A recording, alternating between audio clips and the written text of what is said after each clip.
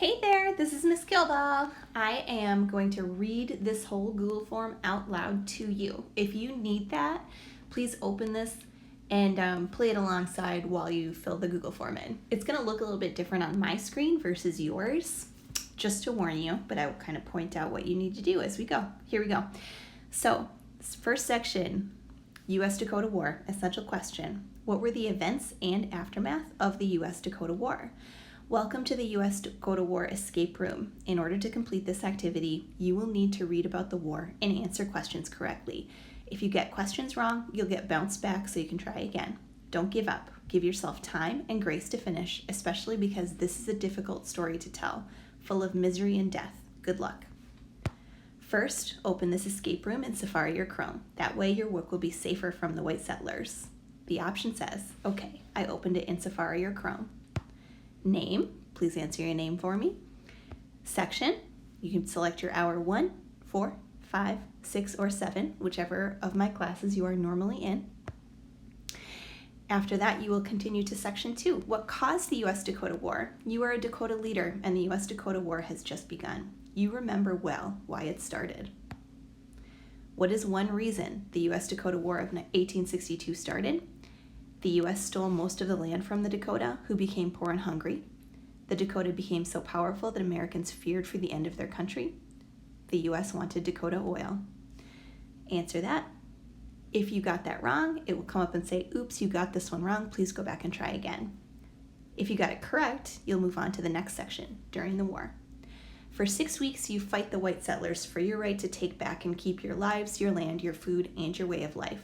Below is a timeline of the US-Dakota War. On the most important dates of the war, you speak to your wife and wonder what will become of the Dakota people.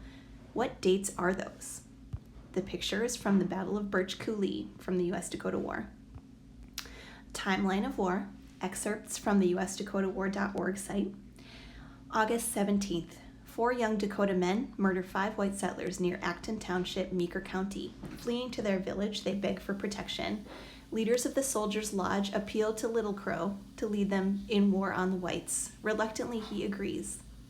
August 18th, Mdewakanton warriors open fire on white traders and government employees at the lower agency and defeat a relief force sent from Fort Ridgely.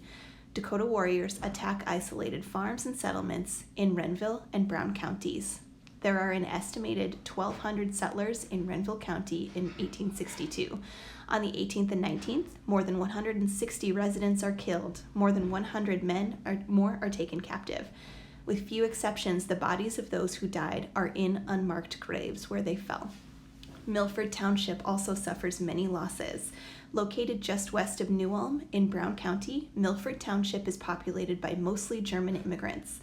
More than 50 residents are killed, making it one of the hardest hit communities during the war. In all, more than 200 settlers are killed in these raids, and more than 200 women, children, and mixed-race civilians are taken hostage.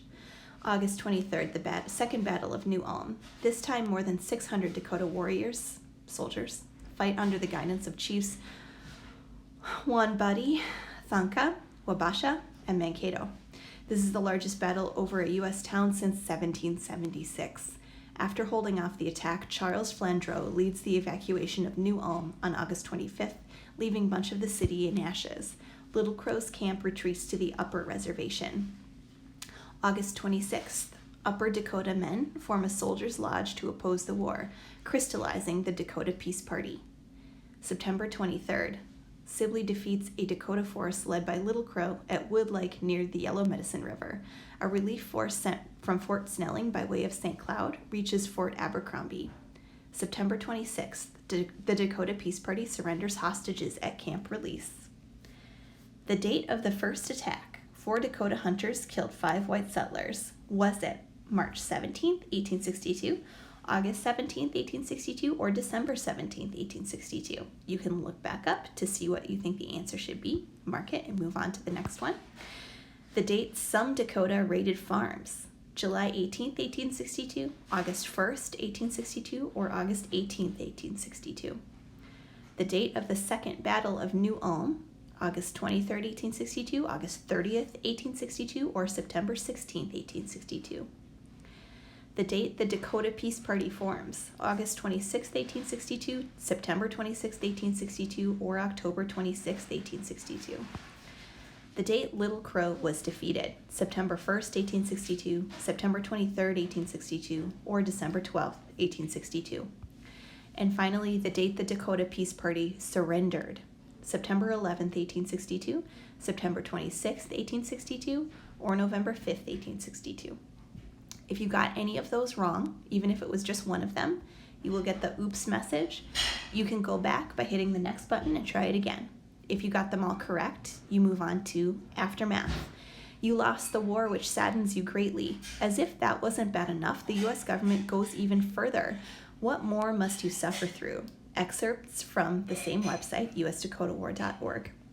For 6 days, beginning November 7th, 1862, about 1,700 Dakota people, mostly women and children, who had not been sentenced to death or prison, were removed from the lower agency to Fort Snelling under the protection of Lieutenant Colonel William R. Marshall.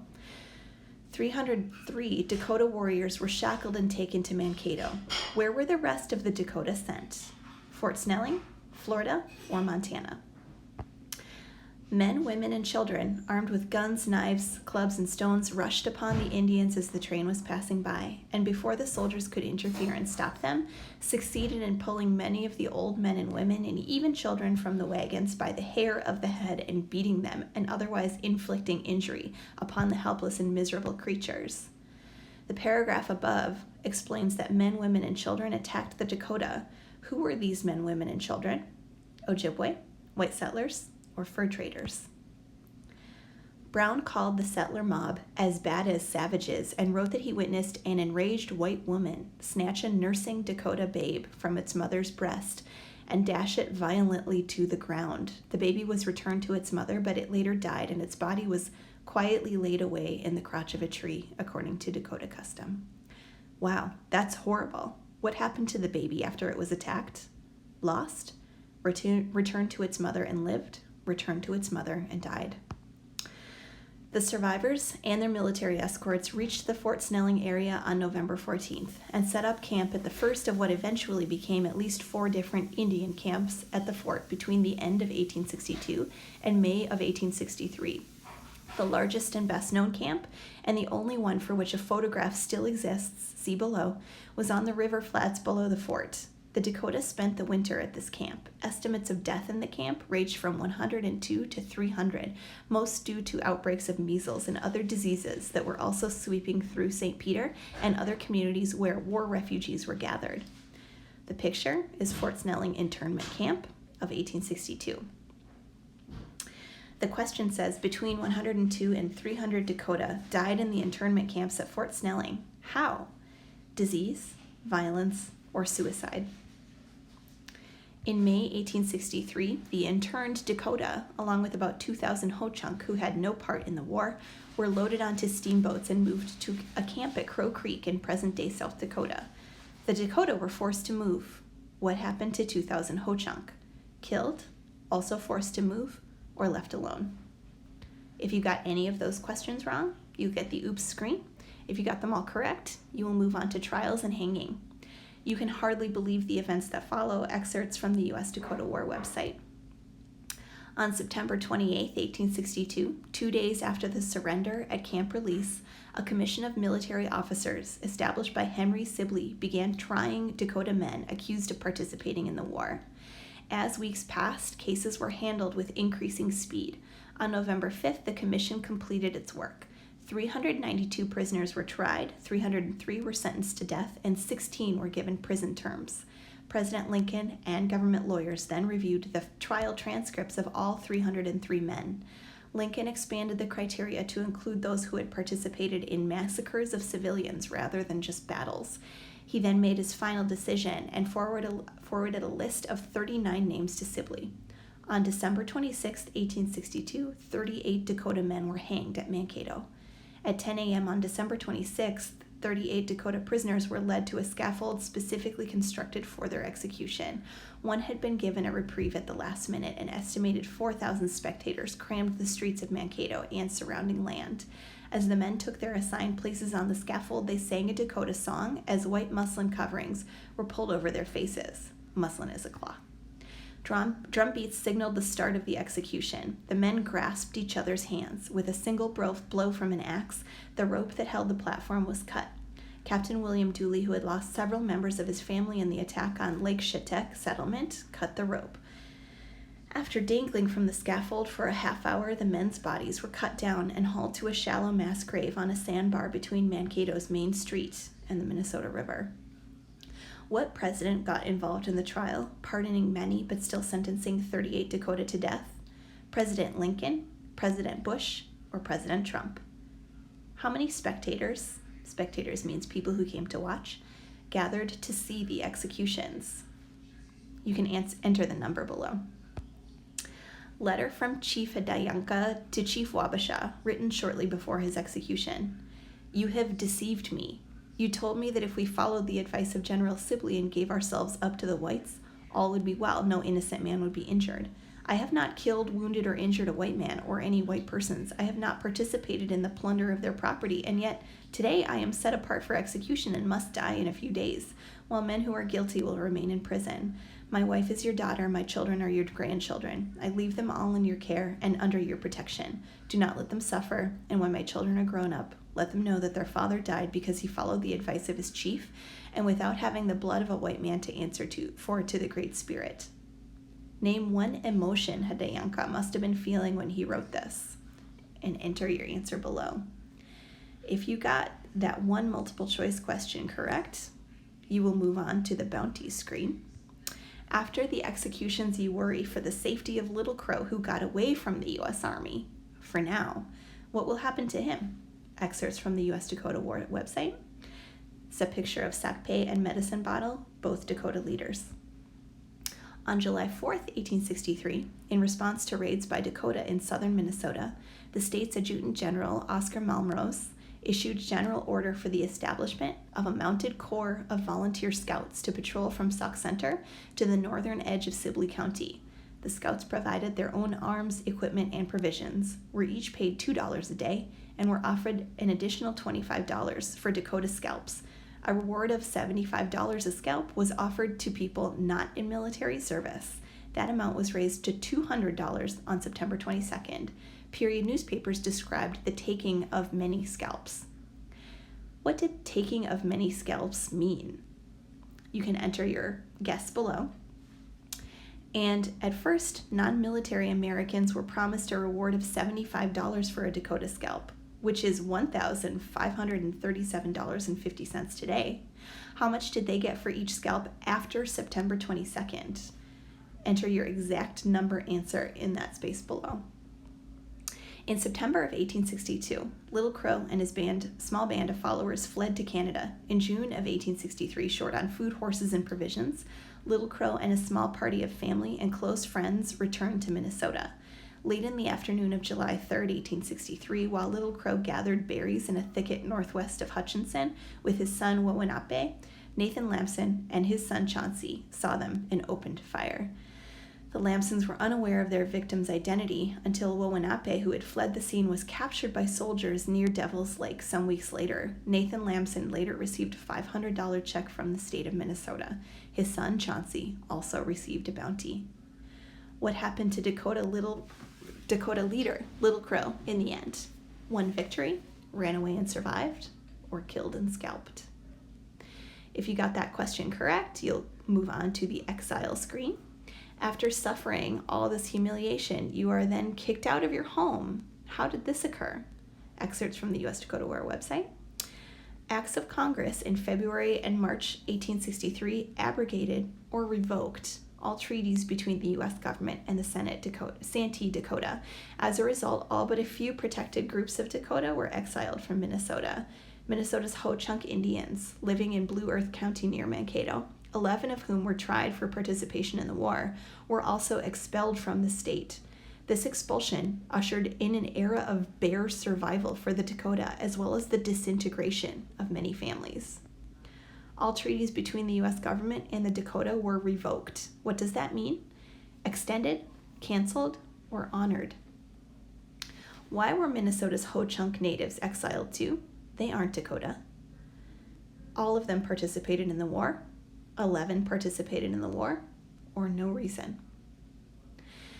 In May of 1863, 1,300 Dakota were loaded onto steamboats and sent to Crow Creek Reservation. Crowded onto the boats and weakened by imprisonment, many died on the voyage. The new reservation was desolate, and food was scarce. In the first months at Crow Creek, more than 200 Dakota people died, most of them children. What happened to many Dakota on the voyage to the Crow Creek Reservation? Danced, ate, or died. It is not starving to death here yet, but it is starvation all the time. It's a quote from John P. Williamson on the Crow Creek Reservation in Dakota Territory, January 6, 1864. A picture of Crow Creek Reservation in the 1880s. What was life like on the Crow Creek Reservation in 1864? Hungry, great, or boring? By the time they were sent to Crow Creek, most of the people left were women. A lot died along the way. A lot died when they got here. I've read lots of journals from soldiers and missionaries. One of the soldiers mentioned that the women would go to the horse corrals each morning and pick grain from the horse feces to feed their children. A lot of honorable women also had to resort to prostitution to feed their children. These are the things they were forced to do. To us Dakota people, women are sacred and should be treated as such. I want to make sure they're recognized for their strength, perseverance, wisdom, and intelligence. Peter Lankeek, Crow Creek, 2011. Complete the sentence. To us Dakota people, women are mean, poor, or sacred. If you got those correct, you will move along to Dakota Today. The past is painful, but today there is hope. Excerpts from the US-Dakota War website.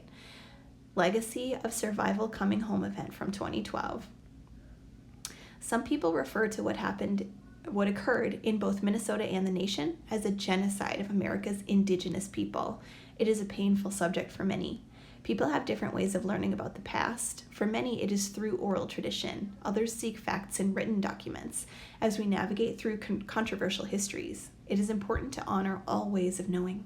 Some of the statistics related to American Indian peoples are bleak. One of the highest proportional poverty rates in the nation, low access to health care and adequate education, language loss, and high rates of illness and suicide.